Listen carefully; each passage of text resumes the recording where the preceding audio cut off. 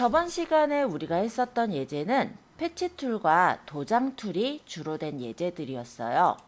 그래서 일단 바탕화면에 예제를 하나 가져와서 진행을 해보자면 실전 포토샵에서 잠시 힐링 브러쉬부터 한번 꺼내서 볼게요. 자, 여기 이렇게 보시면 로고가 있을 때 약간은 불필요하게 이렇게 질감들이 있는데 이 부분의 질감을 없애고 싶다라고 이용을 할 때 그때 쓰는 툴이 바로 여기에서 스팟 붓구 브러쉬 또는 복구 브러쉬 또는 패치 도구였을 거예요. 자, 일단 이 세 가지 다 가능하긴 하지만 세 가지의 특징이 있었는데요. 스팟 복구 브러쉬의 경우는 이 브러쉬 주변에 있는 질감으로 복제를 하는 툴이에요. 따라서 약간 작은 영역 있죠. 극소 부분의 질감을 보정하실 때 괜찮습니다. 따라 점이라든지 잡티 이런 거를 보정하실 때 이용을 했었던 게 스팟 복구 브러쉬였고요. 여기는 점이나 잡티보다는 조금 크죠. 이럴 때 이용하는 툴이 바로 복구 브러쉬 도구라고 보시면 돼요. 그래서 복구 브러쉬 도구는 그냥 찍으면 에러가 떴었고요. 여기서 Alt를 누르면서 일단은 배경 부분, 내가 가져올 그 질감 부분을 찍어주시고 Alt를 뗀 후에 끌어주시면 그 질감으로 입혀지는 그런 툴이 바로 복구 브러쉬 도구였죠. 그래서 얘는 특징이 뭐냐면 일단 질감을 깨끗한 질감, 내가 복제하고자 하는 질감을 Alt 누르고 찍으셔야 된다는 거. 그 다음에 Alt를 떼고 내가 이제 복사를 할 그 질감 부분 있죠? 없앨 질감 부분을 이렇게 끌었을 때 잘 보시면 아까 찍었던 부분에 플러스 표시가 나와 있을 거예요. 그 부분이 복제가 돼서 입혀진다라는 뜻으로 보시면 됩니다. 그래서 저번에 우리가 활용했었던 툴이 힐링 브러쉬 툴이라는 게 있었어요. 일단은 복습을 좀 하시면 제일 좋겠지만 아직 조금 어려우실까봐 제가 처음에 이제 간단하게 툴들에 대해서 다시 설명을 드리고 있는데요. 두 번째로 우리가 활용했었던 툴이 바로 전지현 보정 전에 있었던 여기 있는 요 점들을 지우는 그런 툴이었죠. 자, 스팟 복구 브러쉬 도구가 아까 제가 설명했을 때 이 점의 근처, 그러니까 이 브러쉬의 근처에 있는 질감을 입혀주는 도구라고 했어요. 그렇기 때문에 스팟 복구 브러쉬 도구를 쓰실 때는 주의할 사항은 가급적이면 너무 넓게 하지 마시고 내가 없애고자 하는 질감보다 조금만 더 크게 그렇게 해서 찍으시면 이렇게 주변의 질감으로 입혀지기 때문에 좀 더 깔끔하게 정리를 할 수가 있다는 거였습니다. 그래서 일단은 많은 부분에 어떤 극소 부위의 어떤 부분들을 해결할 때 이럴 때 활용할 수 있었던 게 스파틀링 브러쉬 도구였죠. 근데 이렇게 하다가 만약에 이런 식으로 내가 잘못 수정을 했다라고 했을 때 되돌리는 툴에 대해서도 배웠었는데요. 그 툴은 하나, 둘, 셋, 네 번째 있는 즉 우리 힐링 브러쉬에서 하나, 둘, 셋, 세 번째 있네요. 세 번째 있는 작업 내역 브러쉬 도구라는 거였죠. 얘가 히스토리 브러쉬라고도 부르는데 내가 만약에 망한 질감, 그러니까는 내가 여기를 다시 원래대로 돌리고 싶다라고 할 때 이렇게 문지르면 나타나는 그런 부분이 바로 작업 내역 브러쉬 도구였습니다. 그래서 이런 부분들을 저번 시간에 살짝 살펴보았다고 보시면 돼요. 그리고 조금 재밌게 활용하기 위해서 저번에 픽셀 유동화라는 효과도 살짝 확인을 했었죠. 픽셀 유동화의 경우는 우리가 그야말로 요 얼굴의 이 하나하나의 점으로 구성이 된 거잖아요. 이러한 점들을 뒤틀기 도구라든지 어떠한 도구를 이용해서 이렇게 안으로 뭐 밀어 넣는다든지 하면서 뭐 뱃살이나 아니면은 뭐 턱선 요런 것들 요런 거를 보정할 때 활용하는 도구가 픽셀 유동화였죠. 그래서 여기 있는 요런 도구들에 대한 설명들을 드렸었는데요.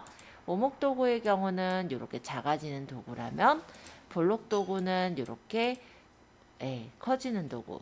근데 여기서 이 원이 갑자기 이렇게 커지게 되면 너무 좀 징그럽기도 하고 뭔가 망했을 때 그때는 재구성 도구로 이렇게 돌릴 수도 있더라. 이런 것까지도 얘기를 드렸었죠. 그래서 픽셀 유동화에 대한 내용들을 저번에 가볍게 설명을 드렸고요. 자, 그 다음에 저희가 봤던 거는 이번에는 질감이 없앨 질감이 좀 클 때는 어떡하냐 요런 내용이었어요. 자, 이때 이용을 했었던 도구는 어떤 툴이었죠? 우리 여기서 패치 도구라는 걸 활용을 했었는데요.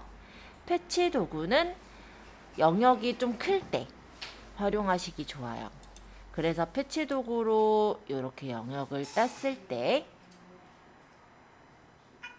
이 부분을 소스 모드로 옵션을 두시고 끌어다가 놓는다면 소스 모드로 끌어다가 놓게 되면 내가 끌어다 놓는 부분의 질감이 아까 선택 영역의 질감으로 채워지니까 이렇게 깔끔하게 없어지는 걸 볼 수가 있습니다. 그래서 소스 모드로 우리가 끌어서 이렇게 질감을 없애보는 것을 했었고요. 그 다음에 요거를 반대로 이제 대상이라는 것도 확인하기 위해서 다시 처음으로 돌리는 작업도 했었는데요. F12는 우리가 리버트라고 해서 저장하지 않았다면 제일 처음으로 돌려주는 그런 역할을 하는 게 리버트였어요. 그래서 여기서 요 패치 도구로 똑같이 내가 이번에는 만들고자 하는 질감 부분을 이렇게 범위를 잡은 다음에 대상으로 바꿔서 끌고 가면은 이렇게 영역이 복사가 되더라. 이런 내용들을 들어갔었습니다. 그래서 패치 도구에서 우리가 보았던 것으로는 청바지를 리폼해 보세요 라는 활용 예제를 하나 드렸었는데요. 기억이 나시죠? 자, 영역을 잡았을 때 이 영역을 소스로 끌어다가 놓게 된다면 내가 끌어다 놓는 질감으로 선택력이 입혀지는 거였고요. 내가 마찬가지로 영역을 잡았을 때 대상으로 놓고 끌어다 놓는다면 그 영역의 질감이 이렇게 내가 가져오는 부분의 그 색감과 어우러지게 되면서 자연스럽게 설정이 되는 이런 부분을 바로 패치 툴을 우리가 연습하면서 확인해 볼 수가 있었을 겁니다. 그래서 이런 부분들을 제가 저번 시간에 패치 툴 연습 예제로 한번 드렸었고요. 그러면서 쇼핑몰을 하기 위해서 배우시는 분들도 있으시다 보니 저희가 말이나 비단잉어와 같은 예제들을 또 진행을 했었어요. 자, 예를 들어 말의 경우는 여기에 지금 내가 모델이 여기 있긴 한데 얘를 여기를 좀 비키고 싶다든지 이런 경우에 활용하는 예제로 제가 드렸던 부분인데요. 내용인식 이동 도구로 범위를 잡아서 이 말을 끌어다가 여기다가 만약에 둔다면 잠깐만요. 내용인식 이동 도구가 아니었나요? 취소. 내용인식 이동 도구로 할게요. 다시 적용 안 하고 내용인식 이동 도구로 이렇게 영역을 잡아서 얘를 끌어다가 여기다가 놓는다면 이렇게 위치가 이동이 되는 거였죠. 아마 CS6에서는 이대로 하게 되고 엔터 치면은 바로 적용이 될 텐데요. 얘가 CC 버전이다 보니까 크기나 아니면은 뭐 가로로 뒤집기라든지 약간 변형을 할 수가 있는 게 아마 CS6랑은 조금 차이였을 거예요. 자, 어쨌든 이렇게 해서 엔터 또는 확인을 하게 되면은 여기 있던 말이 이쪽으로 이동이 되더라. 이런 것들을 배웠었습니다. 사실 근데 이거를 우리가 이동하거나 할 일이 컨텐츠를 만들 때는 그렇게 필요하지는 않아요.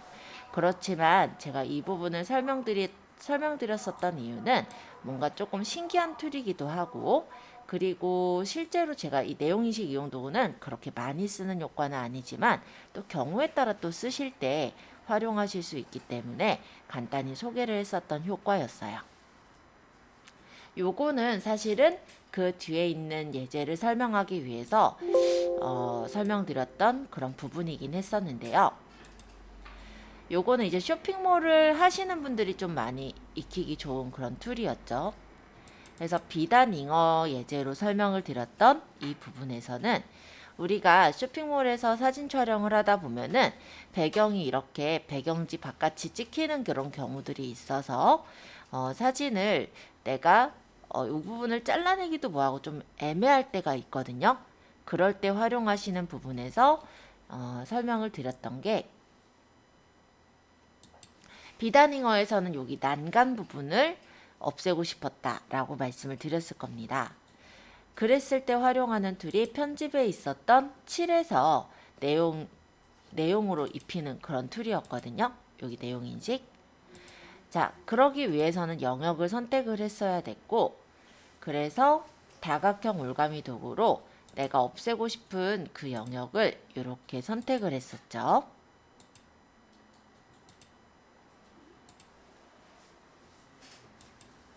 그리고 이 부분을 없애기 위해서 했었던 것은 편집에 칠해서 내용 인식으로 모드는 표준으로 100으로 이렇게 확인을 하면은 이 부분에 바깥에 있는 이 질감이 내가 선택한 영역으로 채워지다 보니 어색하지 않게 수정을 할 수가 있더라. 이런 내용들을 들어갔습니다.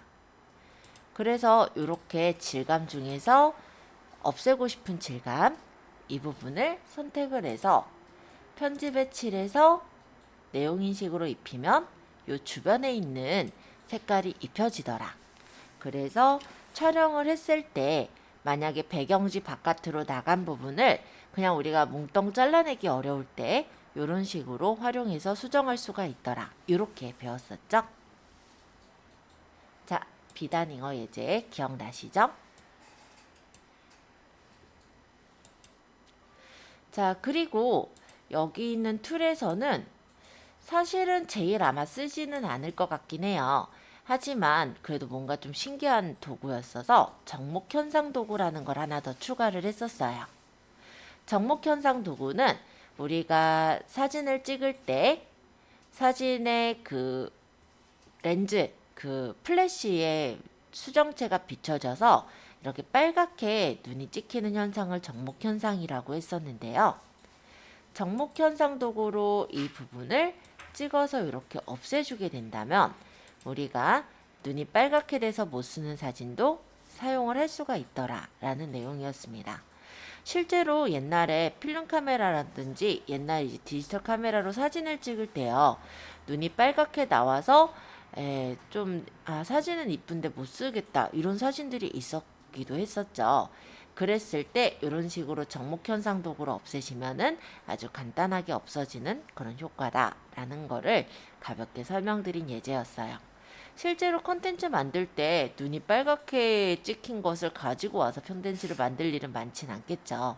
하지만 우리가 가끔 이제 사진 중에서 적목현상이 일어난 그런 사진의 경우는 굉장히 쉽게 해결할 수 있기 때문에 요거는 그냥 한 번 정도 알려드리면 잘 쓸 수 있지 않을까 해서 설명드렸던 툴이었습니다. 자, 마지막으로 제가 설명드렸었던 툴은 도장 툴이었죠. 자, 도장 툴의 경우는 질감을 복사하는 게 아니라 그 자체를 그냥 복사하는 툴이에요. 그래서 만약에 여기 있는 호박을 여기다가 복사하겠다 라고 한다면 여기 클론 스탬프, 즉 복제 도장 도구를 선택을 한 채 여기에서 역시 클릭하면 에러가 떠요. 그래서 이 복제 도장 도구를 활용하실 때는 내가 기준점을 잡을 부분은 Alt를 누르면서 클릭을 했었고요. 그 다음 Alt를 떼고 여기서 끌어서 이렇게 그리면 이렇게 보시면 호박이 똑같이 복제가 되는 그런 툴이었었어요. 어떤 툴하고 좀 비슷한 느낌이었을 거냐면 복구 브러쉬 도구랑 좀 비슷한 느낌이었죠. 근데 복구 브러쉬 도구는 어떻게 되냐면 얘를 그대로 복사하는 게 아니라 이 부분의 색감 있죠. 이 색감하고 섞여서 나오기 때문에 똑같은 그런 느낌을 줄 수가 없거든요. 근데 이 복제 도장 도구 같은 경우는 얘를 그대로 복사를 하는 거예요. 그렇기 때문에 내가 이렇게 복제를 해서 활용을 할 때 이용을 할 수가 있더라 라는 내용이었습니다. 자, 그래서 이전에 우리가 배웠던 보정 툴들을 한 번씩 좀 복습을 해드렸어요. 그리고 실제 요 내용들은 제가 가급적이면 유튜브에다가 올려드리고 있거든요. 우리 수업 내용이라서 집에서 이제 복습하실 분들 복습하실 수 있도록 가급적이면은 제가 그 다음날까지는 올려드리려고 하고 있어요. 해서 만약에 유튜브에 제 채널에 보시면 여기 재생 목록이라는 부분에 여기 보면은 저희 과정이 요거죠. 여기 아니라 요거죠. 5회차. 여기로 들어가서 보시면 자, 저희가 이런 식으로 제가 올렸던 과정들이 들어가 있습니다. 그래서 똑같이 우리 배웠던 내용들 가지고 했으니까 요거는 이제 선택 툴 복습한 거, 요거 실전 포토샵 보정 툴 어제 했던 거죠. 엊그저께. 예, 그런 내용들 다 들어 있으니까요. 집에서 복습을 하실 때 좀 참고를 하셔서 보셨으면 해서 올리는 거거든요. 저도. 그죠? 그래서 좀 포토샵이라는 프로그램이 여러분들이 보통 다루던 프로그램이 아니기 때문에 복습을 하지 않으면 금방 잊어버려요. 지금은 그렇구나 하지만 나중에 또 금방금방 까먹기 때문에 좀 가끔 틈이 나실 때마다 조금 복습을 해보시거나 아니면 내용이라도 한번 보시면 좀 좋지 않을까 해서 그렇게 올려드리고 있어요. 오늘은 제가 조금 들어갈 부분들이 요런 내용들을 좀 들어갈 건데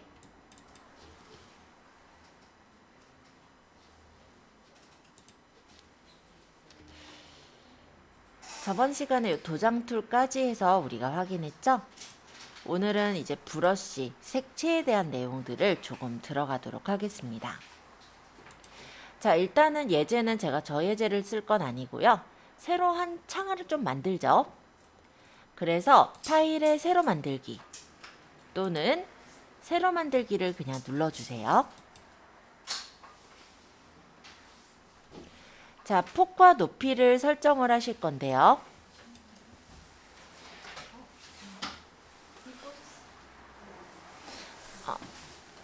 자, 일단 새로 만들기 눌러서 여기서 사이즈를 정할 거예요. 우리가 폭과 높이를 설정하는 건데요. 기본 단위는 픽셀이니까 픽셀로 되어 있는지 한 번만 봐주실래요? 픽셀 맞죠? 그럼 폭하고 높이를 설정을 할 건데 지금은 그냥 연습용이기 때문에 대략적으로만 맞출게요. 그냥 1000에 1000으로 맞추도록 할게요. 1000에 높이도 1000. 요거는 이제 내가 만들고자 하는 컨텐츠에 따라서 폭과 높이를 나중에는 설정을 하시면 돼요. 그리고 우리가 새 창을 열었을 때 해상도라는 것이 있을 텐데요. 이 해상도는 보통 이제 웹용의 컨텐츠를 만들 때, 즉 우리가 모바일이나 웹에서 보기 위한 컨텐츠를 만들 때는 72픽셀/인치가 기본입니다. 그런데 내가 만약 전단지, 즉 출력하실 전단지를 만든다. 이럴 때는 해상도를 300픽셀 정도를 주니까 참고해 주세요. 그래서 일반적으로 72픽셀/인치가 일반이고요. 일반적으로 우리가 웹용으로 인터넷용으로 보는 해상도고요. 만약에 내가 전단지를 만든다. 출력을 해서 쓸 걸 만든다. 그러면 해상도를 300으로 놓고 쓰신다. 라고 보시면 돼요. 지금은 72로 되어 있는지 확인해 주세요. 그리고 색상 모드가 RGB 색상이 기본이에요. 근데 만약에 내가 역시 출력용으로 쓴다. 이럴 때는 CMYK 색상을 쓰는 거예요. 그래서 지금은 RGB 색상인지를 봐주시면 돼요. 그리고 배경 내용은 흰색이나 뭐 검정색, 배경색, 투명색 이런 식으로 색깔을 설정할 수 있는데 지금은 흰색으로 할게요. 따라서 흰색으로 되어 있는지 봐주세요. 자, 여기 메뉴들 한 번씩 확인하시고 제작 버튼 한 번만 눌러주세요. 선명한 원 요거 해보셨으면요. 선명한 원 해보셨으면 부드러운 원으로도 한번 그려보세요. 어떤 차이가 있는지 확인할게요. 보시면 좀 브러쉬 크게 해서 보여드릴까요? 가장자리가 이렇게 흐려지는 걸 볼 수가 있고요. 아까 선명한 원의 경우는 가장자리가 또렷하게 나오는 걸 확인할 수가 있을 거예요. 자, 이렇게 한번 그려보시고 한번 브러쉬 색깔도 바꿔보시면서 또 그려도 보시고 한번 연습을 조금 해볼게요. 드릴게요. 자, 이 브러쉬를 눌렀을 때 일반 브러쉬를 열어보시면 부드러운 원, 선명한 원 이렇게 보입니다. 요 두 개만 지금 활용할 거예요. 나머지들도 많긴 많아요. 근데 많은 거 다 익히려면 머리도 아프고 일단 우리가 기본적인 것들을 알아야 되잖아요. 그래서 이 두 개만 지금은 활용할 거예요. 자, 그리고 또 질문이 있는 게 선을 그렸는데 이렇게 그려지는 거예요. 선을 이렇게 우리가 쉬프트 누르고 그렸거든요. 그리고 밑에다가 선을 그리려고 하니까 이렇게 그려진다 라는 질문이 있어요. 이건 왜 그러냐면 쉬프트를 누르고 있는 상태로 얘를 끌어서 그렸기 때문에 그래요. 이때는 어떻게 해야 되냐면 마우스를 누르면서 쉬프트를 누르면서 그려요. 그 다음에 이제 뗐죠. 쉬프트도 떼요. 그 다음에 여기 두 번째 시작할 선 부분 있죠? 여기서 마찬가지로 마우스를 먼저 누르면서 쉬프트를 누르면서 그려요. 그러니까 쉬프트가 눌려있는 상태로 그리면 연속이 돼서 또 그려지기 때문에 이와 같이 선이 찍 그어지게 되거든요. 이런 부분들 좀 생각을 하셔야 될 거고 또 하나의 질문이 나왔습니다. 자, 낙서를 했는데 지울 수도 있어야 될 거 아니에요. 그죠? 자, 우리 전경색이 지금 우리가 파란색을 줬고 배경색을 제가 또 여기 빨간색을 줬는데요. 일단 지우개는 배경색대로 지워져요. 그래서 이 배경색을 다시 흰색으로 바꿀게요. 여기 배경색을 클릭하시고 배경색을 여기 왼쪽 제일 상단으로 끌면 얘가 흰색이에요. 어떤 색깔이든 왼쪽 상단은 무조건 흰색이고요. 흰색의 색깔은 FFFFF입니다. 그래서 이렇게 흰색으로 잠깐 맞춰주세요. 그리고 여기 보시면 지우개가 있어요. 요거 누르셔서 브러쉬 크기를 조절하고 필요 없는 것들을 지우시면 돼요. 그러면 배경색인 흰색으로 지우개로 지운 부분들이 입혀지면서 이렇게 지워지게 되는 거예요.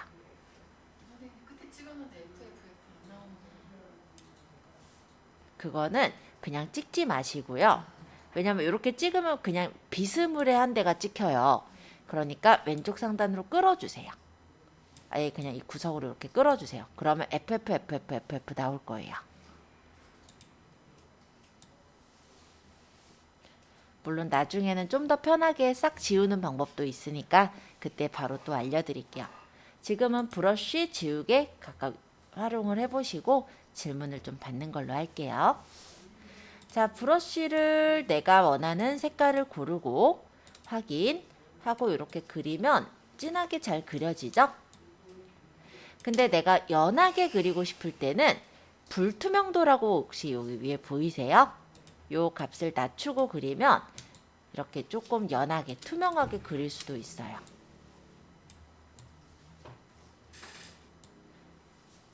겹쳐지면 이렇게 색깔이 진해지게 나오는 이유는 얘가 불투명도를 제가 낮춘 채로 그렸기 때문이에요. 그래서 이렇게도 한번 해보시고 다시 높여서도 그려보시고 한번 연습을 좀 해보세요. 우리 포토샵 브러쉬로도 당연히 가능하겠죠? 보면은 뭐 선명한 원 밑에 보면은 이렇게 뭐 불투명도나 드라이 재질은 좀 마른 느낌의 재질. 약간 그러니까 마른 느낌의 재질이고요. 그리고 수채화 재질은 약간 우리 수채화 물감으로 그린 것 같은 그런 재질로 이렇게 그릴 수가 있어요. 그래서 나중에 이런 효과들도 있으니까 시간 되실 때 한번 눌러보시고 제일 우리는 가장 기본인 부드러운 원과 선명한 원 이 정도만 한 번씩 확인을 해본 거예요.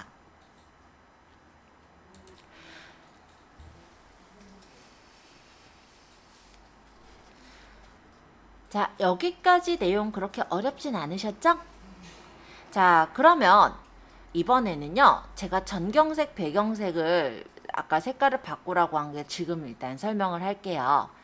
자, 우리가 이 색면을 전경색으로 몽땅 채울 수도 있고 배경색으로 몽땅 채울 수도 있어요. 아까 지우개로 일일이 지우시느라 힘들으셨다면 전체적으로 흰색으로 입혀버리면 지우개로 지울 필요가 없잖아요.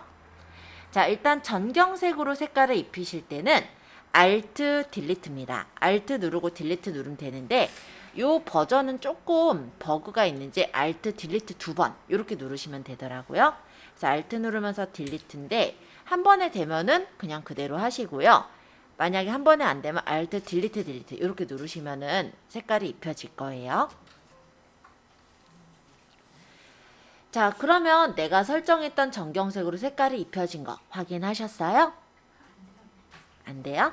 배경색인 흰색, 지금 저는 흰색이잖아요. 흰색으로 색깔을 입히고 싶으실 때, 배경색으로 색깔을 입히고 싶으실 때는 컨트롤 누르시면서 딜리트 이렇게 눌러주세요. 그러면 배경색인 흰색으로 입혀진 것을 확인할 수가 있어요. 그래서 우리가 전경색으로 색깔을 입힐 때는 Alt 딜리트, 배경색으로 색깔을 입힐 때는 컨트롤 딜리트 이렇게 기억을 해 놓을게요. 자, 그럼 이 전경색, 배경색에 대해 조금 더 소개를 할 건데요. 만약에 내가 색깔을 설정을 해놓고 만약 채색을 하고 있다라고 한다면 색깔 2개를 설정해서 색깔을 채색을 할 수도 있어요. 예를 들어서 내가 전경색과 배경색을 선택을 해놓고 안 골랐나요? 네. 여기서 브러쉬로 먼저 전경색으로 그림을 그리고 있었다라고 했을 때 여기 보시면 화살표 2개 보이시죠? 꺾어져 있는 화살표. 요거는 뭐냐면 전경색과 배경색을 전환하는 거예요. 그럼 이렇게 바꾸면 전경색이 배경색 색깔로 바뀌었죠? 지금 저는 아무 그림이나 그리고 있으니까 뭐 그리는지 묻지 마세요. 그냥 아무거나 그렸어요. 자, 다시 바꾸고 싶으면 요거 누르면 다시 바뀌어요. 네, 이런 식으로 전경색, 배경색을 간단히 말하면 우리 크레용 2개 이렇게 색연필 2개 집어넣고 그릴 때 좀 더 편하게 색깔 바꾸지 않고 그릴 수 있잖아요. 그런 느낌으로 생각하시면 좀 편하겠죠? 그래서 전경색, 배경색을 서로 바꾸는 이런 기능이 있고요. 그리고 여기 보시면 조그만한 네모가 보일 거예요. 보면 까만색 네모랑 흰색 네모 이 2개가 겹쳐져 있는 건 기본적으로 포토샵이 전경색은 까만색, 배경색은 흰색이에요. 그래서 기본 색깔로 바꾸는 게 이 버튼이에요. 그러면 요거 누르면 전경색은 까만색, 그리고 배경색은 흰색으로 자동으로 바뀌죠. 그러면 우리 흰색으로 바로 입히기 쉬우니까. 그래서 요거는 간단하게 말하면 포토샵의 기본 전경색, 배경색으로 바꾸는 기능. 요거는 이제 전경색을 클릭해서 내가 원하는 색깔로 설정할 때, 여기는 배경색을 클릭해서 원하는 색깔로 설정하실 때, 요거는 전경색, 배경색을 서로 바꿀 때 정도로 봐두시면 되겠습니다. 자, 일단 이렇게 해서 전경색, 배경색 기능들에 대해서 한번 쭉 살펴보았는데요. 조금 연습해 보시고 문제 없으시면은 그라디언트까지 좀 볼까 해요. 자, 창은 닫고 다시 예제에서는 아마 PSD 파일로 그라디언트라고 되어 있는 파일이 하나 보일 거예요. 저는 여기 RC가 깔려 있어서 이렇게 R 모양으로 보이는데요. 여러분들 컴퓨터에 RC가 깔려 있지 않다면 아마 모양이 이렇게 포토샵 모양으로 떠 있을 거니까 참고해 주세요. 자, 일단 요 예제를 열어보면 이렇게 열쇠고리 모양이 보일 거예요. 혹시 이렇게 열려 있나요? 이쪽에 넣을까? 자, 이 예제는 열어보시면 이 레이어 패널을 보시면요. 백그라운드와 파리즈 이렇게 2가지 레이어로 되어 있어요. 그리고 여기 눈 모양 혹시 보이시죠? 이 눈 모양을 가려보면은 그 레이어가 어떤 레이어인지 확인할 수 있을 거예요. 이 파리즈는 이 위쪽에 있는 열쇠고리, 그리고 이 백그라운드는 바탕으로 이렇게 보이죠.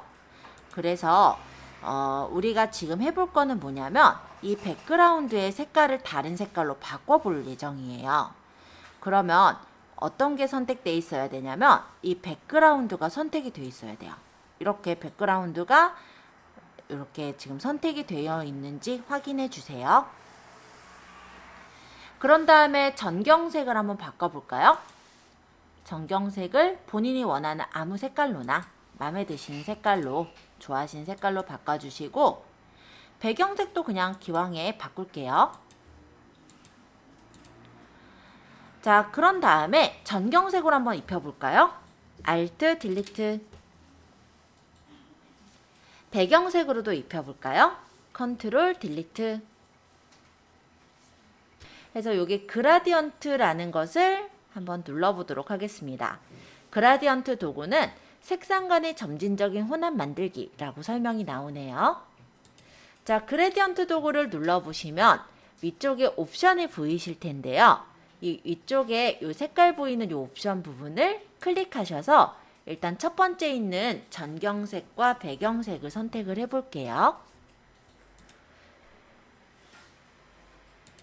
자, 그라디언트는 여기 있는 이 왼쪽 색깔이 시작색, 그리고 이 오른쪽에 있는 색깔이 끝색이라 생각하시면 돼요. 그리고 여기가 이제 그라디언트의 옵션들인데요. 일단 첫 번째 있는 선형 그레디언트를 골라놓도록 하겠습니다. 그리고 왼쪽에서부터 오른쪽으로 한번 끌어보면은 아까 왼쪽에 시작색이 채워지고요. 오른쪽에 끝색이 채워질 거예요. 네, 이 끄는 방향은 내가 원하는 방향으로 끌면 되고, 크기도 내가 적당하게 이렇게 끌어주시면은 그라디언트의 모양을 바꿔가면서 설정해 볼 수가 있어요. 어쨌든 마우스가 시작하는 부분서부터 마우스가 끝나는 부분까지 색깔이 이렇게 그라디언트로 채워지는 거니까 한번 끌어서 한번 확인해 보시면 되겠습니다. 이번에는 원형 툴을 볼게요. 여기 보시면 그라디언트가 원형 그라디언트가 있는데, 이 원형 그라디언트는 가운데 색깔이 여기 보라색, 끝색이 노란색 이렇게 나올 거예요. 저는 보라색, 노란색으로 했으니까 시작색, 끝색이 여기가 가운데색, 얘가 이제 끝나는 바깥쪽 색깔이다 보시면 돼요. 제가 안에서 바깥쪽으로 이렇게 끌어보면은 안쪽이 보라색, 바깥쪽이 노란색으로 이렇게 채워졌죠. 어느 쪽으로 끄는지에 따라 다르기는 해요. 근데 내가 시작했던 색이 이 부분이면, 여기면은 이 부분이 이제 보라색이 되고, 마우스를 떼는 이 부분이 이제 노란색으로 주위가 이렇게 색칠이 됩니다. 그래서 이런 식으로 원형 그라디언트를 확인했는데요. 만약에 요거 색깔을 반대로 내가 노란색에서 시작해서 보라색으로 끝내고 싶다. 이럴 때는 반전을 눌러주시면 얘가 서로 바뀌어요. 그러고 끌면은 이렇게 반전된 채로 설정이 돼서 나오는 걸 볼 수가 있죠.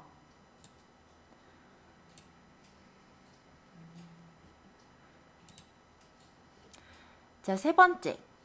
요게 이제 앵글형 그라디언트라고 하는데요. 끌어보시면은 이렇게 뭐랄까, 우리 원뿔을 말아놓으면은 색깔이 이렇게 나오잖아요. 그래서 여기가 이제 시작색, 이쪽으로 이렇게 돌아가서 이 부분이 끝색, 이런 식으로 들어가는 게 앵글형 그라디언트. 그리고 여기 네 번째 있는 요 반사 그라디언트는 가운데서부터 제가 이렇게 밑으로 끌어보면은 양쪽으로 퍼지는 형태의 그라디언트가 나와요. 그리고 요거 다이아몬드형 그라디언트는 끌어보시면 이렇게 다이아몬드 형태로 그라디언트가 나옵니다. 그래서 각각의 그라디언트들을 한 번씩 확인해 보시면서 아, 이런 그라디언트 모양이 있구나 한번 확인해 보는 걸로 하죠. 요거 한 번씩 보시고 질문 있으신 분 질문 받을게요. 자, 그라디언트는요, 아까 전경색, 배경색 외에도 여기를 눌러보시면 다양하게 그라디언트 모양들이 보일 텐데요. 우리가 직접 만들 수도 있어요. 그래서 이번엔 여기 색깔 부분을 눌러볼게요. 자, 여기 밑에 보시면 컬러 피커가 보이죠? 여기 요 조그마한 요런 지금 표식들 보이실 거예요. 이 부분을 따닥 누르시면 색깔을 설정할 수가 있습니다. 그래서 내가 나타내고 싶은 색깔을 설정해 주시면 돼요. 중간에 요 스펙트럼 안쪽에 요런 부분에 내가 새로 색깔을 추가하고 싶을 때도 이렇게 손가락 모양이 나올 때 클릭하시면 이렇게 점이 추가되고요. 따닥 해서 다른 색깔을 넣을 수가 있어요.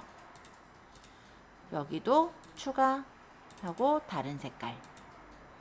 이런 식으로 내가 원하는 색상들을 넣을 수가 있고, 혹시 마음에 안 드는 색상은 끌어다가 버리면 없어집니다. 만약에 이 색깔을 여기다가도 넣고 싶다 이럴 때는요, 복사가 우리 포토샵에서 Alt였죠. Alt 누르면서 끌면 이렇게 색상을 복사해서 더 넣는 것도 가능해요. 얘도 복사해 볼까요?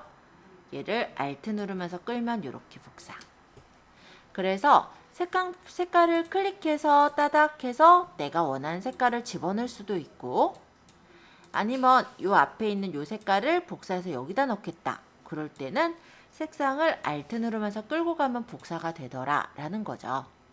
그래서 내가 원하는 대로 이렇게 색상을 조절해서 그라디언트 모양을 만들 수가 있어요. 자, 그라디언트 색상 부분을 클릭했을 때 양쪽에 이렇게 마름모 모양이 보일 텐데요.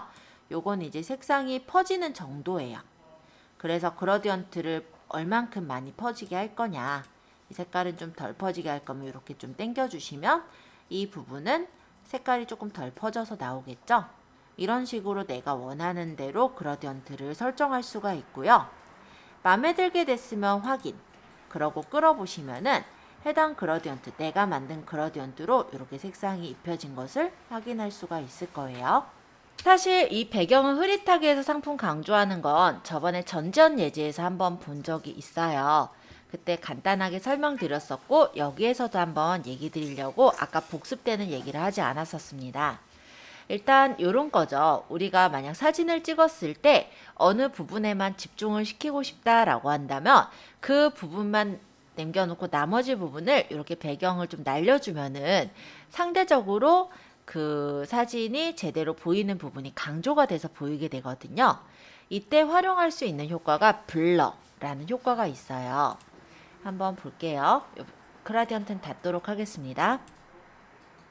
저장 안 할 거니까 아니요. 열기. 예제는 뭘 가져올 거냐면 T. 자, 여기서 지금 보면은 이렇게 여러 가지 T들을 찍었는데 여기 배경이 발이 너무 또렷하게 보이는 거예요. 그래서 이런 부분들을 없애고 싶어요. 좀 뭐랄까, 여기 있는 T가 강조가 돼서 보이게끔 하고 싶어요. 이럴 때 활용하는 효과로 여기 보시면은 흐림 효과 도구라는 게 있습니다. 만약에 저처럼 두 줄로 만드셨다면 하나, 둘, 셋, 넷, 다섯, 여섯, 일곱 번째 있겠네요. 흐림 효과 도구. 자, 요거는 브러쉬 크기를 이제 적당하게 조절을 해주시고요. 지금은 우리가 효과를 볼 거니까 강도는 그냥 제일 높게 할게요. 100%로 해서 문질러 보시면 이렇게 제가 문지르는 T 부분이 이렇게 흐려지는 것을 보실 수가 있을 거예요. 그래서 내가 강조하고 싶지 않은 부분, 그러니까 강조할 나머지 부분들을 이렇게 흐리게 처리를 해주시면은 상대적으로 강조할 부분이 좀 더 또렷하게 보이게 돼요. 이게 바로 블러. 블러는 흐리게 하는 툴이다 라고 보시면 되겠습니다.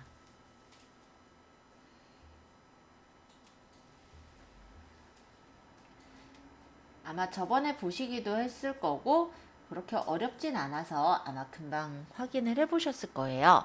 혹시 질문 있으신 분은 질문 주시고요. 질문. 네. 이번에는 요 흐림 효과 도구를 다시 오른쪽 마우스 버튼 눌러서 선명 효과 도구를 볼게요. 요거는 뭐냐면 문지르는 부분을 좀 더 선명하게 만들어주는 거예요.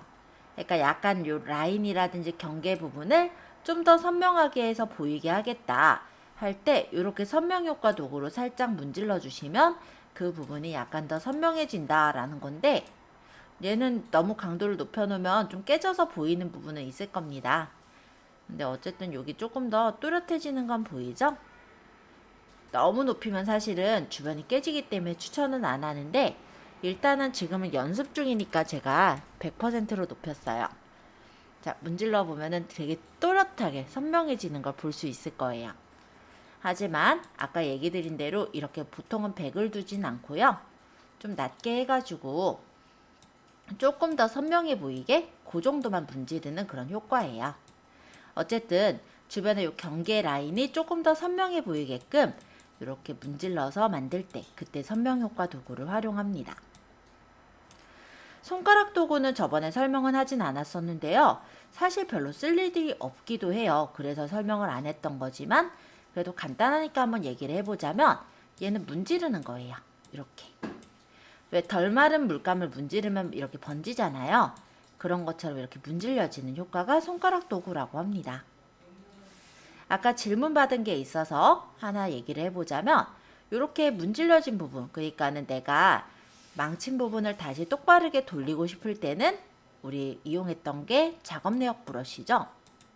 그럼 이렇게 돌리면은 아까 문질러서 좀 망친 부분을 다시 원래대로 돌리는 것도 가능해요.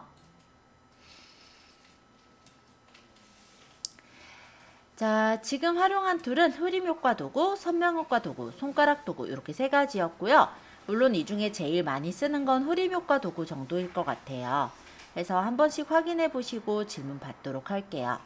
그리고 요거 조절할 때 강도라는 것을 조절해서 설정을 하시는 건데 강도는 자연스럽게 할 때는 강도를 낮춰놓고 작업하시는 걸 추천합니다. 그렇지만 지금은 연습용이기 때문에 강도를 높여서 연습한 거 참고해 주세요.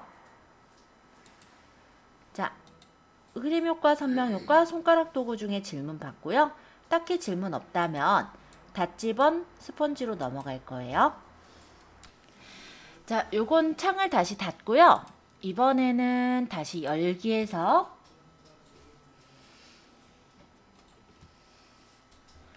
이번에는요. 스폰지라는 그림을 가져올게요. 물론 여기서도 사실 이 모델을 제외한 나머지 부분을 흐리게 한다면 이 모델이 선명해 보이기도 할 거예요. 그렇다면 흐림 효과 도구로 문질러서 이렇게 처리하셔도 돼요. 그쵸? 근데 지금은 요 예제는 아니고 여기서는 닷지 번 스펀지에 대해 설명을 드릴 건데요. 닷지라는 것은 무엇이냐면 우리 화장할 때 보면은 얼굴을 하얗게 하기 위해서 분칠을 하잖아요. 그 분칠 도구가 아마 이렇게 생긴 거를 예전에 본 것 같아요. 아마 그걸 따서 만든 거지 않을까 싶은데 닷지는 밝게 하는 거예요. 그래서 이 노출값을 어느 정도 주느냐에 따라서 어느 정도 밝아지는지가 나오는데요.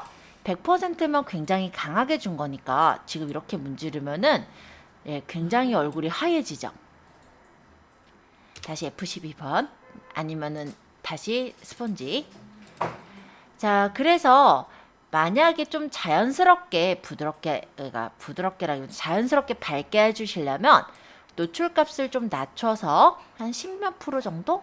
10% 정도? 뭐 더 주실 거면 더 주셔도 되고 낮춰서 문질러 주시면은 천천히 적용이 되다 보니까 조금 더 자연스럽게 밝게 해주실 수가 있어요. 티가 별로 안 나지만 아마 닷지 도구 주기 전보단 많이 밝아진 걸 볼 수 있을 거예요. 그죠? 그래서 자연스러운 거를 설정하고자 한다면, 그러니까 자연스럽게 고치고자 한다면 언제나 값을 좀 낮게 주실 것을 저는 추천을 하고요. 자, 닷지는 어쨌든 밝게 하는 거예요. 이미지 영역을 밝게 해줄 때 닷지 도구를 활용하는 거라면 번이라는 거는 태우다 라는 뜻이에요. 그래서 번 도구의 경우는 이미지 영역을 반대로 어둡게 해줄 때 쓰는 도구입니다. 예를 들어 여자들 이제 화장할 때 보면은 하이라이트하고 쉐딩 같은 거 하잖아요. 쉐딩이 바로 그런 느낌이라 보시면 돼요. 그래서 내가 약간 어둡게 해주고 싶은 부분을 이렇게 문질러 주시면 돼요. 얘도 마찬가지로 노출이 높으면 보기는 확실히 확 보이긴 하겠죠. 이렇게 어두워지다 못해서 너무 까매질 수 있으니까 번도구도 마찬가지로 활용을 하실 때는 가급적이면은 너무 높게 하지 마시고 노출값을 낮게 해주신 후에 문질러야 좀 더 자연스럽게 보정을 할 수 있어요. 그러면 얼굴을 좀 갸름하게, 그러니까 조금 더 입체감 있게 보이게 이런 식으로 보정을 해줄 수도 있겠죠. 자, 닷지랑 번 이해되셨을까요? 닷지는 밝게 하는 거, 번은 어둡게 하는 거. 어렵지 않으니까 이 두 가지 바로 확인해 보시고 질문을 받는 걸로 할게요. 그리고 문제 없으면 스폰지로 넘어갈 거예요. 자, 스폰지 도구. 스폰지는 두 가지 형태가 있어요. 옵션에 보시면 채도 감소와 채도 증가가 있는데요. 채도 증가는, 채도라는 게 색상이라고 생각하시면 돼요. 그래서 색상을 좀 더 막 선명하게 해준다. 그러면 채도 증가예요. 자, 브러쉬를 적당하게 조절해서 문질러 볼게요. 일부러 머리를 제가 문지를 거예요. 자, 머리 색깔이 어때요? 확 살아나는 거 보이죠? 네, 너무 문지르면은 이 경우도 이상해져요. 그래서 원래는 이게 100%로 잘 활용은 안 하는데 지금 제가 100으로 놓는 이유는 확확 눈에 띄라고 100으로 놓는 거니까 이해해 주세요. 뭐 예를 들어서 여기 치마를 좀 더 문질러 보면은 치마가 되게 선명해지죠. 색깔이. 그죠? 이런 식으로 스폰지의 채도 증가는 색상을 원래 가지고 있는 색상의 채도를 증가시켜 주는 겁니다. 그래서 색깔이 이렇게 눈에 확 띄게 설정이 되죠. 그렇다면 모드를 채도 감소를 놓게 된다면 반대로 색상을 없애는 거예요. 얘는 배경을 제가 없애볼게요. 배경에 브러쉬를 좀 크게 키워서 문질러 보면은 이런 식으로 배경에 있는 색깔이 색상이 없어져요. 자, 그럼 배경이 이렇게 무채색으로 색깔이 바뀌게 된다면 모델의 색깔이 선택을 해보시면은 보시다시피 좀 더 또렷하게 보이기도 하죠. 그래서 보통 색조 화장품 같은 데 보면은 이런 효과를 좀 많이 이용을 해요. 뭐 립스틱이나 이런 부분들 보면은 예를 들어 모델 사진을 찍고 모델은 다 흑백으로 해놓고 입술 부분만 빨갛게 한다든지 이런 효과들을 나타내는데 그럴 때 채도 증가 감소를 활용하시기도 한다라고 보시면 될 것 같고요. 그리고 쇼핑몰 같은 경우도 내가 모델에 입은 요 옷이 사실 중요한 거잖아요. 배경보다는. 그럼 배경 부분을 좀 죽여서 모델이 좀 더 잘 보이게끔 하기 위해서 이렇게 채도 감소를 활용하는 경우들도 있어요. 그래서 채도 증가 감소 스폰지 도구에서 한 번씩 확인해 보시고 질문 받는 걸로 할게요. 쉐이프 툴이라는 건 도형 툴이에요. 간단히 말하면 우리가 이런 버튼이나 쿠폰 같은 모양들을 만들 수도 있겠죠. 이런 거 만드는 방법을 좀 익혀보도록 할게요. 자, 스폰지 열었던 건 이제 닫고요. 저장 안 할 거니까 아니오 누르도록 하겠습니다. 새로 만들기 눌러서 우리 새 창을 띄울 건데요. 아까 열었던 창 사이즈가 아마 그대로 나와 있을 거예요. 뭐 다른 창 사이즈 넣을 건 굳이 없으니까 이대로 그냥 쓸게요. 1000에 1000픽셀, 해상도 72, RGB, 흰색인지 확인해 주시고 제작. 그러면 이렇게 흰색 창이 나오겠죠? 자, 여기서 우리가 해볼 거는 도형 툴이에요. 혹시 요 밑에 보시면 동그랗거나 네모나거나 모양 있을 건데 여기 혹시 선택해 보실래요? 사각형 도구, 모서리가 둥근 직사각형 도구, 타원형 도구, 다각형 도구 등의 다양한 도형 도구들이 있어요. 요거 한번 찾아볼게요. 저희는 지금 그릴 모양이 모서리가 둥근 사각형을 그릴 거예요. 따라서 지금 고를 거는 모서리가 둥근 직사각형 도구를 고르도록 하겠습니다.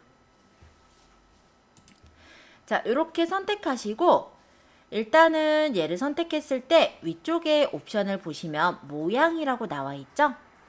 네, 여기는 이제 모양, 팩스, 픽셀 이렇게 세 가지가 있는데 보통 도형 툴은 모양으로 그려요. 그래서 그냥 모양으로 되어 있는지만 봐주세요. 그 다음 칠은 기본적으로 이 정경색이 7로 나와 있을 거예요.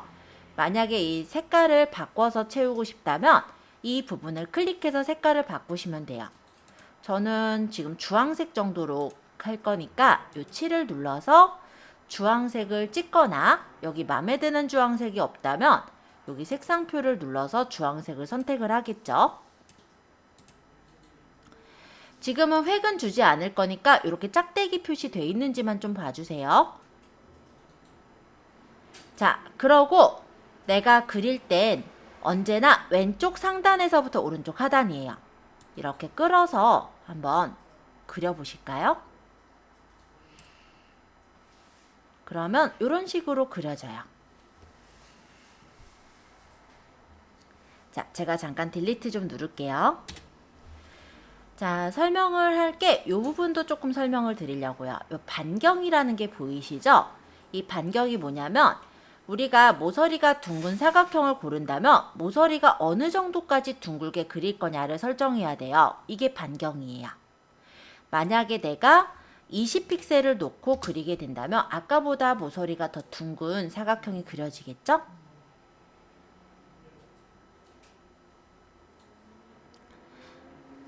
CC 버전이 사실 좀 더 편한 점은 모서리가 좀 마음에 안 들면 여기서 고치면 돼요. 근데 CS6는 그건 아니고 다시 그리셔야 돼서 그게 조금 불편하긴 해요. 자, 어쨌든 간에 여기서 만약에 모서리가 저는 20으로 줬는데 20보다 더 굴리고 싶어요 라고 한다면 옆에 여기 속성 열렸죠. 여기서 만약 50으로 바꿔서 엔터를 치면은 요 곡률이 더 굴려지는 걸 볼 수 있고요. 반대로 난 한 10 정도 주겠다. 다시 곡률을 좀 줄이고 싶다 라고 한다면 여기서 10으로 고치면 곡률을 다시 이렇게 10으로 줄이는 것도 가능해요. 이게 CC 버전 이후부터는 이렇게 수정이 가능해서 좋은데 이거보다 바로 전 단계 버전인 CS6 같은 경우는 여기 반경 조절하는 게 없어요. 그래서 그런 경우는 다시 얘를 지우고 반경을 설정을 해서 다시 그리시면 됩니다. 지금 간단히 말하면 얘는 그릴 때 그 반경이라 보시면 돼요. 그리고 요거는 이게 지금 선택되어 있잖아요. 사각형이. 그럼 이 사각형 선택되어 있는 것에 대한 속성이라 보시면 됩니다. 그래서 여기서 내가 10으로 바꾼다 라고 했을 때 얘는 10으로 바뀌지만 여기는 안 바뀌니까 그거는 참고해 주세요.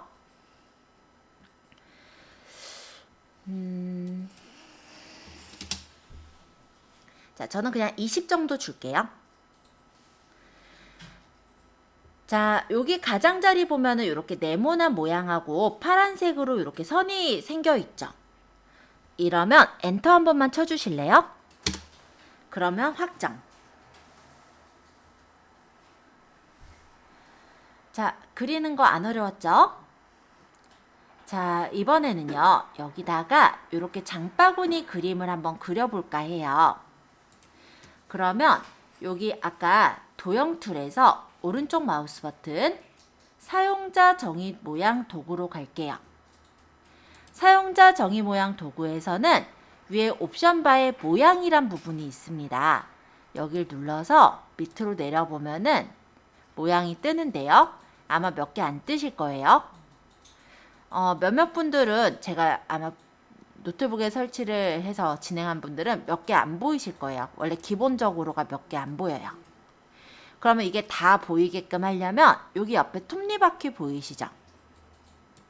여기를 눌러서 모두를 골라주시면 돼요. 그럼 현재의 모양을 모두의 모양으로 대체하시겠습니까? 라는 메시지가 뜨고요. 확인을 눌러주시면 이렇게 많이 메뉴가 뜨는 걸 볼 수 있어요. 여기서 제가 그리고 싶은 모양은 제일 밑에 쪽에 있는 이 카트 모양이죠. 그럼 이 카트 모양을 선택하시고 역시 그릴 때는 왼쪽 상단에서 오른쪽 하단으로 끌어서 그려주시면 됩니다.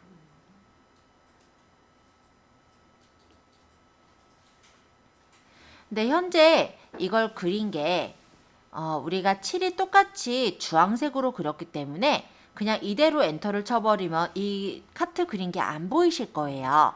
따라서 우리 레이어에서 보시면 여기 모양 1이라고 있죠. 얘를 따닥 눌러서 흰색으로 바꿔볼까요? 요 모양 1의 요 앞에 있는 부분을 썸네일이라고 하는데요. 여기를 따닥 해서 흰색으로 바꿔주시면 되세요. 또는 위쪽에 7 있죠. 여기서 흰색으로 바꾸셔도 아마 설정은 가능하실 거예요.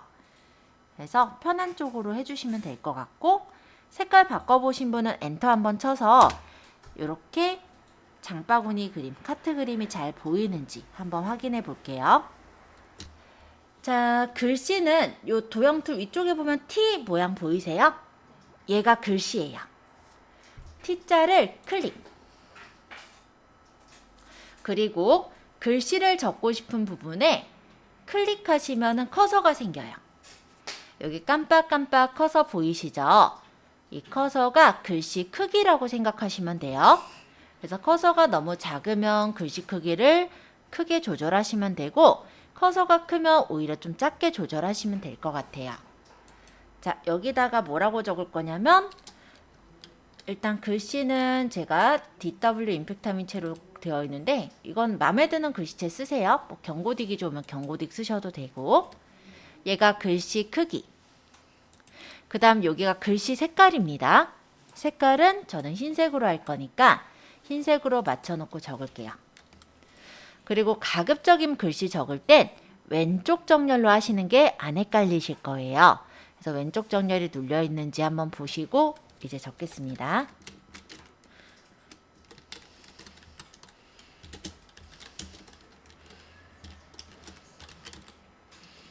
적고 나서는 여기 끝에 보면 원래 확인 버튼 있어요. 안 보여서 저는 단축키로 할 건데 컨트롤 엔터 치시면 적용이 돼요. 얘를 옆으로 좀 이동하고 싶으실 때는 이동 툴로 움직이시면 돼요. 자, 밑에 장바구니도 적어볼게요. 그럼 다시 T자 누르고 글씨 쓸 곳을 클릭. 그 다음에 여기서 글씨 크기를 내가 원하는 크기로 놓고 글씨 색깔은 흰색, 그리고 왼쪽 정렬로 적어볼게요. 적고 나서는 원래 여기 확인 누르시거나 아니면 컨트롤 누르면서 엔터예요. 이렇게 해서 적고 이 글씨는 이동 툴로 움직여 놓을게요. 자, 이렇게 만들어 보세요. 자, 일단 이 배경은 원래 있는 거니까 냅두고 하나, 둘, 셋, 넷. 5개 쓰였어요? 자, 어쨌든 아마 4개 또는 3개가 만들어져 있을 거예요. 왜 3개일 거냐면 에디트 카트하고 엔터 치신 분은 아마 장바구니까지가 하나의 레이어로 되어 있을 거거든요. 그러면 아마 3개일 거고 아마 다른 데다가 더 그림을 그리신 분은 뭐 4개 이상이 됐을 수도 있을 것 같아요. 어쨌든 제가 이 장바구니라는 이 버튼을 만들 때 쓰여진 레이어는 이 배경을 빼고 요거 모서리가 둥근 직사각형 요 배경하고 그 다음에 요거 카트 모양 에디트 카트 장바구니 이렇게 4개의 레이어를 활용을 했어요. 그런데 내가 만약에 비슷한 모양으로 바로그매 버튼을 만들 거라고 한다면 이거를 똑같이 또 4개를 또 만들려고 하면 모양도 달라질 테고 크기도 달라지게 되겠죠. 그리고 이 레이어를 내가 만약에 이 4개를 관리를 하려고 그러면 좀 복잡하시기도 할 것 같아요.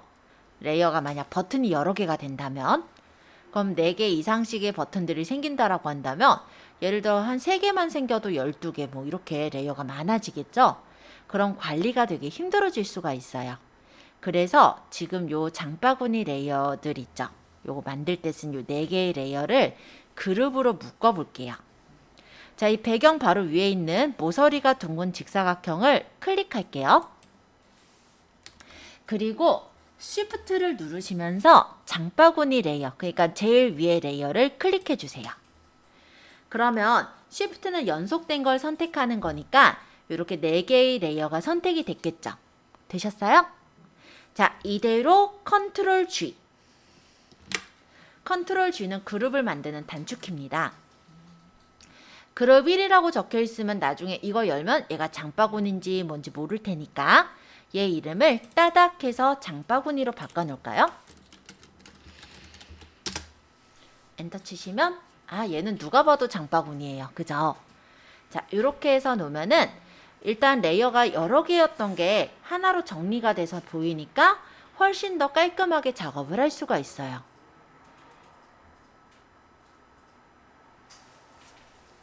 여기 옆에 보시면 이렇게 화살표 같은 거 보이시죠?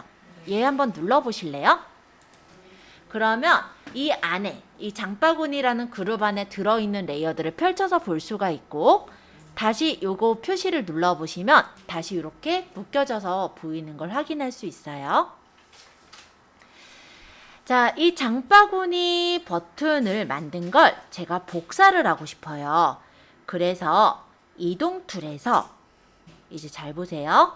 요 위쪽에 옵션 바에 자동 선택이 현재는 레이어죠. 이걸 눌러서 그룹으로 잠시 바꿔주세요.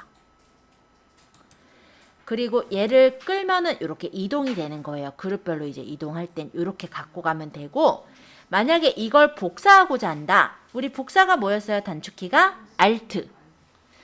이동 툴에서 Alt 누르면 이렇게 화살표 2개 나오죠. 이때 끌고 가면 이렇게 복사가 되는 거예요.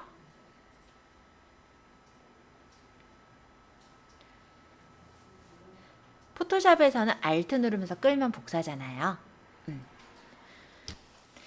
자, 여기 있는 장바구니 선택을 하실 건데, 우리가 여기 장바구니 색깔을 빨간색으로 이걸 바꿀 거거든요, 이 버튼을. 그래서 자동 선택을 지금은 그룹이 아니라 레이어로 바꿔주세요. 그런 후에 이쪽에 있는, 이 오른쪽에 있는 요 버튼, 내가 색깔 바꿀 버튼을 클릭하시면 그 버튼의 그룹이 쫙 풀리면서 이렇게 밑에 내가 선택한 모서리가 둥근 직사각형이 이렇게 색깔이 바뀌어 있을 거예요. 지금 선택이 되어 있는 거 보이죠? 여기 썸네일을 따닥 눌러서 빨간색으로 바꿔볼까요?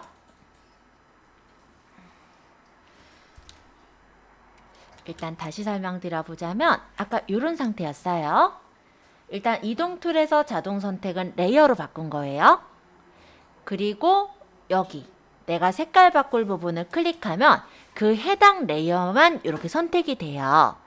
그래서 여기 있는 썸네일을 따닥 해주시고 색깔을 내가 바꿀 색깔로 설정하신 후에 확인 누른 거예요. 이쪽에 있는 이 장바구니를 클릭해 볼게요. 그리고 딜리트를 눌러서 제거할게요. 여기는 장바구니 모양을 요 바로금의 모양, 체크 모양으로 바꾸고 싶어요.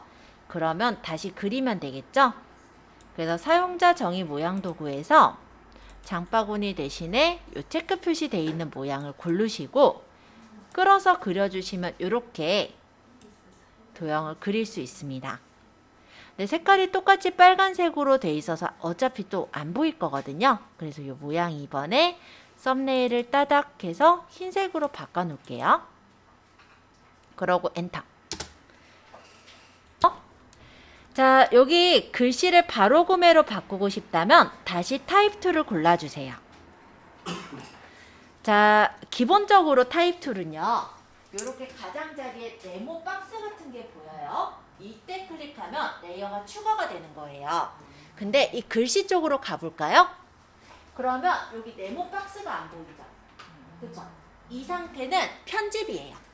그래서 이거를 드래그해서 여기서 바로 구매로 적으시면 돼요. 하고 컨트롤 엔터. 여기도 있긴 있는데 잠깐만요. 글씨체를 두껍게 하시고자 할 때는 속성을 설정하시면 되긴 해요. 그래서 여기 보시면은 여기 메뉴가 네, 다 안 보이는데 이게 문제기는 하네요. 메뉴가 안 보여서. 일단은 이렇게 할게요. 여기 글씨 보면은 속성이 있는데 이 속성에서 진하게가 있긴 하거든요. 그럼 글씨가 조금 진해지긴 해요. 근데 저는 이거보다는요. 글씨체 자체를 두꺼운 글씨체를 쓰시는 걸 권장합니다. 글씨체가 얇은 글씨체가 있고 두꺼운 글씨체가 있거든요. 그래서 내가 만약에 바로 구매를 두껍게 할 거면 바로 구매 선택하시고 글씨체 자체를 두꺼운 글씨체로 고쳐주세요. 그럼 돼요. 이게 훨씬 더 깔끔해 보여요. 왜냐면은 그냥 두껍게로 설정을 해서 놓게 되면은 글씨가 오히려 번져 보일 수가 있거든요. 그래서 이게 더 나으실 거예요. 자, 그리고 이 장바구니 복사로 현재 적혀 있으니까 이 부분은 다시 요거 레이어가 현재 펼쳐져 있잖아요. 여기를 눌러서 다시 이렇게 다물어 주시고 여기를 따닥해서 바로 구매로 바꾸면 되겠죠? 그러면 누가 열어서 보더라도 얘는 바로 구매 버튼이고 얘는 장바구니 버튼이니까 아무래도 나중에 우리가 작업할 때 시간을 훨씬 절약할 수가 있어요. 그래서 레이어 이름들이 보통 레이어 1, 레이어 2 이렇게 돼 있는 것보다 나중에 내가 좀 더 알아보기 쉽게 하기 위해서는 이름을 좀 바꿔놓는 걸 좀 추천을 해요. 특히 그룹 같은 경우 그룹 1, 그룹 2로 돼 있는 것보다 내가 알아볼 수 있게 돼 있어야 아무래도 작업할 때 이게 뭐지를 헤맬 시간을 줄일 수가 있잖아요. 그래서 그렇게 하시는 걸 좀 추천을 드립니다. 오늘은 제가 여기까지 해서 진도를 마칠 거고요. 요거 창은 제가 닫도록 할게요. 다음 시간에는 레이어 스타일과 레이어 마스크, 클리핑 마스크에 대해서 들어갈 거예요. 오늘 고생 많으셨어요.